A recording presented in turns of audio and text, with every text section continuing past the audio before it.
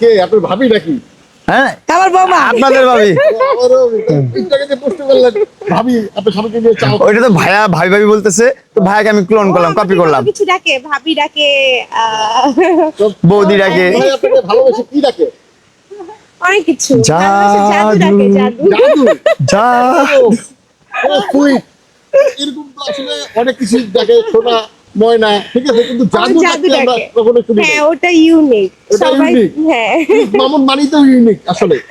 সবাই জান বাবু জান টাবু সোনা, বাবু বুদু ডাকে, মুদু হ্যাঁ, নিব্বা হ্যাঁ। নিব্বি কত কিছু করে। তো ভাবি এই যে জি ভাইয়া। মামুন ভাইকে আসলে কিভাবে ফাঁসালেন একটু বলবেন? আমি ফাঁসাইনি, আমাকে ফাঁসাইছে। তুমি আমাকে কিভাবে ফাঁসাইছো বলো? না না, এটা মিথ্যা কথা, আমাকে ফাঁসানো হয়েছে। কিভাবে ফাঁসানো হয়েছে একটু যদি বলতেন আমাদেরকে। অনেক লং স্টোরি। গোলাপ ফুল দিয়ে। একটু গল্প শুনি। প্রেমের ফান্দে ফেলাই দিছে। ফান্দে ফাঁসাই দিছে পুরা। প্রথম দেখাটা কিভাবে হলো? প্রথম দেখা হচ্ছে আমাদের একটা ফ্রেন্ডের বাসায়, ফ্রেন্ডস অফ ফ্রেন্ড আর কি, মিউচুয়াল Birthday অনুষ্ঠানে। বার্থডে পার্টিতে আমরা গিয়েছিলাম। ওখান থেকে এই যে পিছু লাগছে, বিয়ে করে ছাড়ছে আর কি। কিছু লাগে বিয়ে করতে নাকি? তো আসলে True. মামুন ভাই প্রেমিক হিসাবে কেমন? অনেক ভালো, অনেক ভালো। প্রেমিক হিসেবে ভালো, হাজবেন্ড হিসেবে ভালো, মানুষ হিসেবে ভালো। ইস, ক্যামেরার সামনে কত প্রশংসা, বাপরে তো বাপ। মামুন ভাই এটা কি ক্যামেরার সামনে প্রশংসা করে না আসলেই করে, মানে আমি দুষ্টামি করতেছি। আমরা সবসময় কোন ছুটির মধ্যে থাকি, দুষ্টামি থাকি।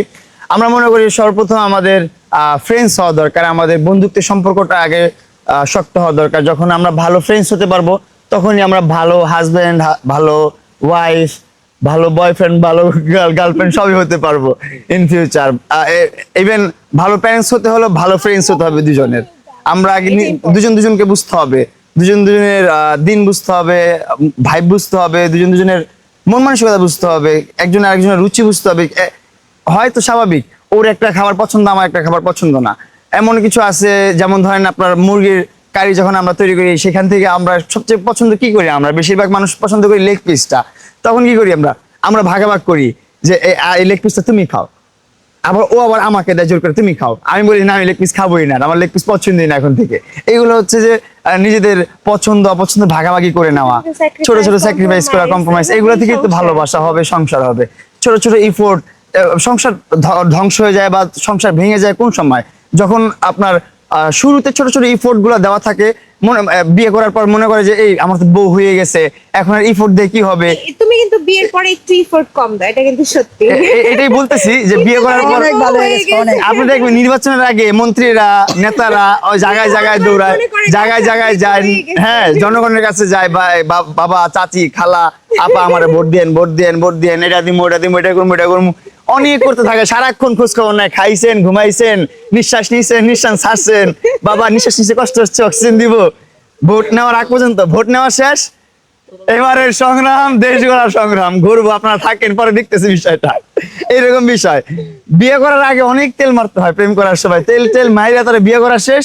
এখন তো নিজের জিনিস, এখন যেমনি মন চায় সেমনি থাকবে। কিন্তু এটা হচ্ছে ভুল, এটা হচ্ছে ভুল থিওরি। এই থিওরিতে চললে আসলে সংসার ঠিক থাকে না।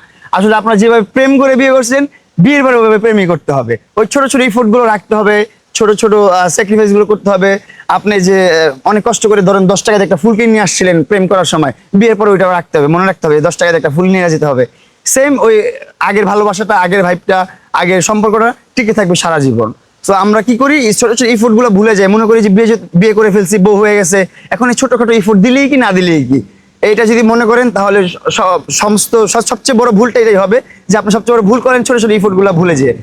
মনে রাখবেন কি কি করতেছেন প্রেম করার সময়, বিয়ে করার পরেও ওইগুলা করবেন, তাহলে দেখবেন সংসার সুন্দর থাকবে।